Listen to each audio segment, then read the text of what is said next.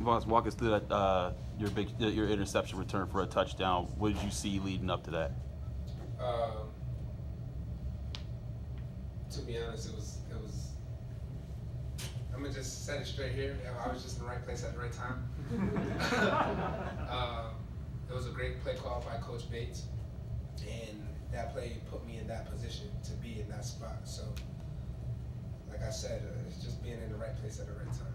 Does Clemson run a lot of shovel passes, or was that kind of? Yes, they actually do. And we seen that in 2016, I think, a couple times last year.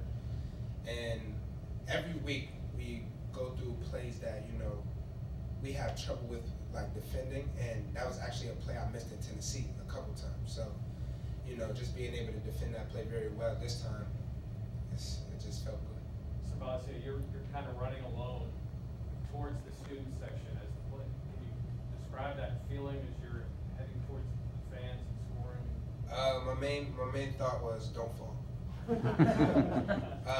During fall camp, I had a pick, and the first thing I did was foul. Well, I was running, but I was close to the touchdown, and I fell. And I was like, man, if I ever get this chance again in Heinz Field, I know not to fall. So, just running all alone, I'm like, please don't fall, please don't fall, the whole time. So. In the past, there have been. After the interception, they made a move at quarterback. As a defense, when you see another guy run out there at quarterback, do you feel a sense of panic from the other sideline? No, because I know how we practice, and I think other teams do the same thing, and they prepare more than one quarterback very well. So I don't think it's a sense of panic for another team. I just know, it's just time to do what we do best and just keep getting after them. What's the key to your defense's success since your Michigan game? I think we just looked at film and we made multiple changes that benefits us, and whether it gives relief to the DBs or give relief to the linebackers in the run game. It's a lot of things that we had to change, and a lot of things that we had to fill out a couple games to make sure we were doing our corrections were doing the right thing. In years past, there have been some seasons where Pitt's been on the rise, had some momentum, gotten to a stage like this, and the game's gone the other way. What is it about this team that makes this result different? What do you guys have in the locker room that made this result different than some of those other ones?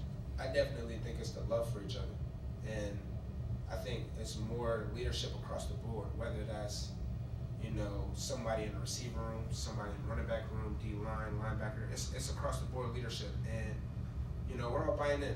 We know we're all passionate about the game. It's something that everybody wants to take it to the next level, and if we get a chance to, I guess, be the team or keep going and keep building momentum, everybody will buy in just to do that. You're on the sideline, but what's it like whenever you see your quarterback diving for first downs, going 3rd and 6, and diving out of bounds, making a play like that? The first thought that comes to my mind is, man, he's a winner.